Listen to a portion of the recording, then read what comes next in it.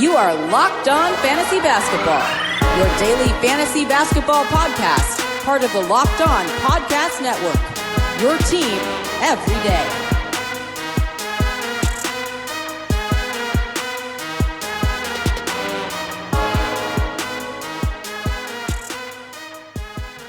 Hello and welcome to the Locked On Fantasy Basketball podcast brought to you by Basketball Monster. My name is Josh Lloyd and I am the lead fantasy analyst at basketballmonster.com and at Yahoo Sports Australia. And you can find me on Twitter as always at redrock_bball and on Instagram at Locked On Fantasy Basketball. Today, we are looking at some options on the waiver wire that could be available for you to add, guys. You can't let sit there, guys. That could be possible options as well. Michael Bolton. Let's get to it. Let's get to it. Indeed. Let's start with the absolute no-brainer of all ads, and that is the crucifix. Christain Wood, if he is available in any of your leagues, he is a must-roster player. Now, he's been really, really strong in the last two games without Andre Drummond, who's now in Cleveland, of course. We're still waiting the return of Marques Morris, but it does appear they're going to be going with Wood as a starter. They're playing him alongside Thon McCare at this point.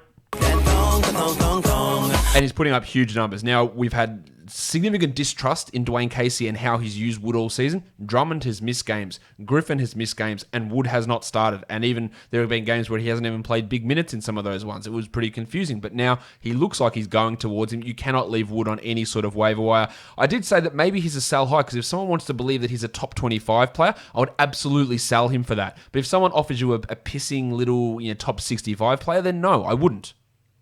It's all about assessing it. And when we look at this and people push back on it all the time, and I say, hey, it might be a sell high. No way, I'm holding on to him forever. Well, if someone comes and says, I think Karl-Anthony Towns is going to get shut down because the Wolves are terrible, they're not going to play him, I'll have Wood for him. You go, well, yes, of course. Now, that's an extreme example, but I get extreme examples tweeted at me all the time. So sometimes people have these weird ideas about things that is important to know, and they can be prisoners of the moment, especially when every Roto World blurb is hyping Wood up as an early round player. People might misrepresent that as a second round guy, when he's maybe a fourth guy or maybe a back-end third, probably more of a fourth round sort of a player. We don't know how Marques Morris is going to fit. We don't know if they bump John Henson's minutes up. There still are quite a few variables. But in saying all that, Wood, obviously a must roster.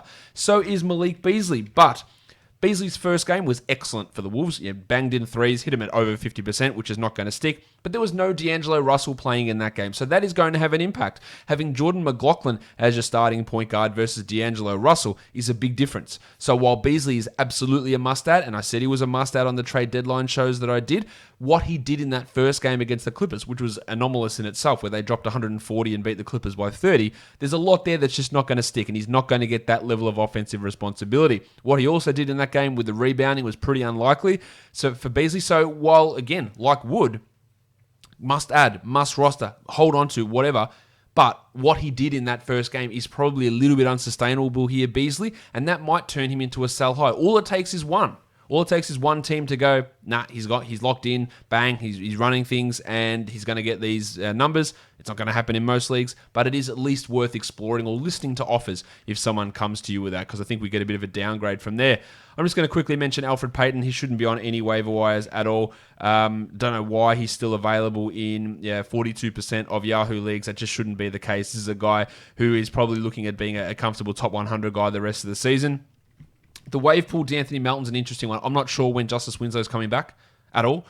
He's been struggling for this back injury for all of the season. We've got options for them to use Josh Jackson in that role. They've waived Dion Waiters, so that's not a problem. But they obviously got rid of Jay Crowder, who was filling that small forward role. We're going to see more Melton and Brooks combinations. Now, the first game for the Grizzlies, we got some good minutes in the first half from Melton, but it was also tied into Brooks having some foul trouble. In the second half, it was a blowout, so he didn't play as much. He still had 5 steals, but shot horribly.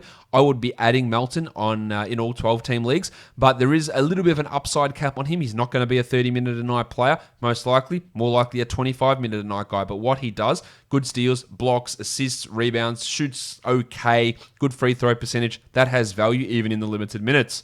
Let's look at the next two guys, and no, that's not a typo because I do have Bridges and Bridges there. Mccall Bridges and Miles Bridges. Miles Bridges probably giving you more in points, definitely giving you more in points. He's averaging 20 over his last 5 versus Mccall Bridges, who's a steals and blocks guy, but they are locked into 30 minutes a night, it appears.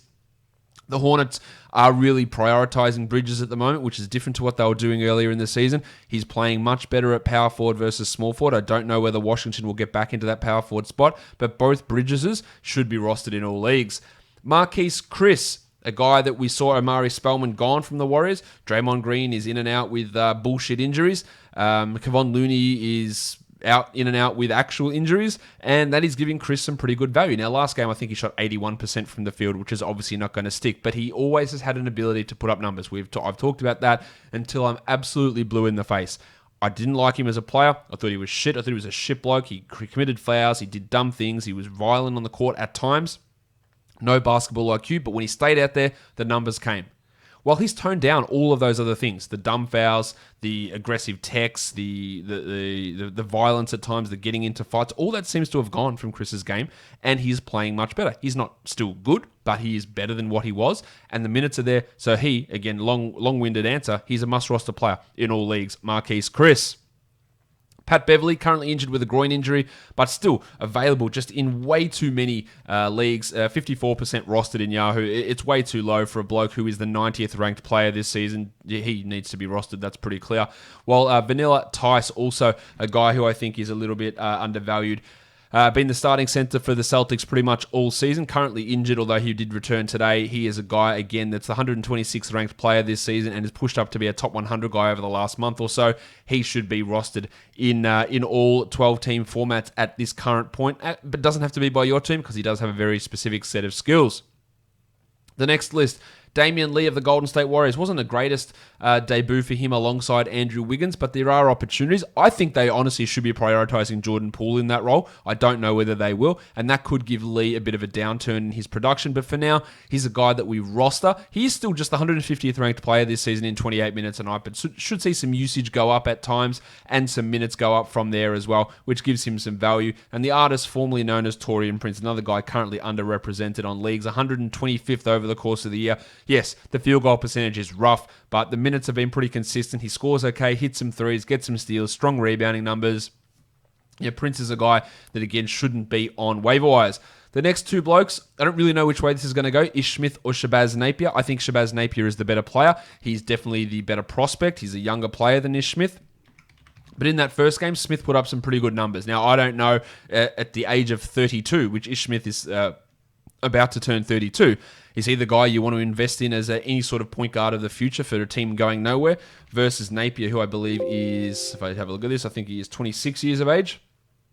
28 years of age, actually, turning 29. So he's a full 3 years younger than what Smith is, so not exactly young himself. I think both of these guys are 12-team options. I don't know which way it's going to go. I think it's probably going to be more 26, 24 minutes, and that's going to put them both at the back end of 12s and not as really pushing into the top 100. But if one of them can develop or grab hold of a 30-minute plus a night role, then they will jump into that top 100. Their teammate, Troy Brown, with Jordan McRae gone, also should see a little bit of a boost in his production. They should be getting him minutes over Gary Payton, over Isaac Bonga. Again, low upside sort of a player, I believe. But with some of those guys being cleared out, that will help Brown's overall value. Josh the Hitman Hart in New Orleans really plays well alongside Zion Williamson. We saw him drop off a bit last game when Zion wasn't there, but strong steal numbers, strong rebound numbers, hitting the three ball. He is a back-end 12-team league guy who is currently under-rostered, while Josh Okogie, who is a better player than Jarrett Culver. Culver stinks, and I would not be rostering Culver in a 12-teamer. Okogie's a borderline guy, probably more a 14-team league player than a 12-team league player, but his steals ability alone gets him in the conversation. He's scoring better. He's getting more minutes. I like what we're seeing from Okogie, and he looks okay. Well, Malik Monk, similarly, more of a 14-teamer than a 12-teamer, but the minutes are way up for him. They're going to be pushing him to mid to high 20s, maybe low 30s in all these games. He can be like a 15-point per game guy, potentially. Maybe he hits 2 threes and gets 3.5 assists. They're probably upper-level numbers, but he hits free throws. If he gets to the line more, there is some value there that could push him into the top 130 discussion. His teammate, Cody Martin, again, that's more of a deeper league one. I don't know if they'll continue to start him at small forward and bring Washington off the bench. He is dealing with a nasal fracture at the moment, but I think he is a 14-team league add to me, Martin, and he is available in 99% of Yahoo leagues, meaning he is available absolutely everywhere, and he is a guy that has more value than that roster percentage would indicate. Next up is, of course, the aforementioned Thon McCare. People are getting pretty interested in what Thon's doing. I'm not as interested. The last two games, oh man, Thon must add 12s. Absolutely not. Like, he's not a must add 12 team league guy. The last couple of games have been pretty strong from Thon. I don't know if they're going to play him 28 minutes a night, or if Henson eats in, or if Marques eats in. I also don't think that level of usage and production and efficiency, it's been something that Thon has never been able to do, even in the starts he's had already this season. Now, he has looked better in these two games, but it's 2 games versus 3 years of piss poor production from Mccall that I'm not overreacting entirely. In a 16-team league, sure, I'll take a look at Thon and see what goes on. But in a 12, there are absolutely, definitely players out there who are in a better spot than Thon to be added. Juancho Hernangomez, I thought, looked pretty solid in his first game as a Minnesota Timberwolf, and his backup, James Johnson, also looked really good. Now, I told you this, my opinion on this, on the trade deadline show, that if they played equal minutes, Johnson is a better fantasy production guy. Per minute, absolutely no question. Juancho actually has been pretty poor on a per minute production basis, especially with the shooting. Now, he shot like at 67% in that first game for the Wolves, which will never stick. His lack of steals and blocks and assists is a real issue for Hernangomez, whereas Johnson's the opposite. He can get steals, he can get blocks, he can get high assists, he can hit threes, and if they play those minutes pretty even, then Johnson is that guy. I don't think either of them are 12-team league players. Johnson has the ability to get to that level. They're more just 14-team league ads, but at the very worst, they're watch list guys, and Johnson's a sneaky option here. I just want to really see what they do in that second game. The triangle, Eric Paschall, his teammate Kai Bowman. Bowman, it looks, at least until Steph Curry returns, that he'll be the starting point guard and can be a source of assists. If you want to prioritize him over an Ish Smith or a Shabazz Napier, I get that. There is some value in Bowman at this point. While the triangle, I don't really see it for Paschall. I thought I'd mention him here. Again, I think if we see Wiggins, Lee and Bowman as the starters with Green at power forward, then Pascal's just not going to start, and he's not going to play enough minutes, and he hasn't even been good for nearly all of this season. So probably more of a 14-team league guy, but don't get sucked into him as a 12-teamer.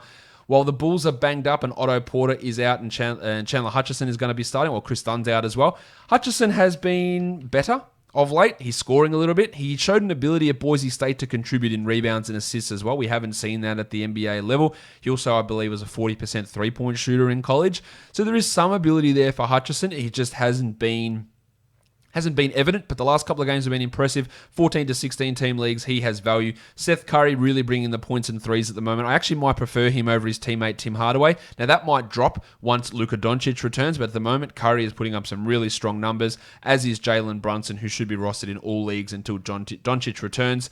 If we go to Detroit, Svi Mykhailiuk, who's currently out at the moment, he's putting up some interesting three-point numbers, which makes him an interesting stream guy as a minimum 14-team league guy. And then you've got his teammate as well, the Duck, Luke Canard, who is currently sidelined with that knee injury. But I do think there is some value in him. I could also mention Reggie Jackson there as well, who, while he is a must-add, he is a bit of a sell high because a lot of what he's doing seems unsustainable with the high usage and high efficiency. How Canard fits on this team is going to be interesting moving forward.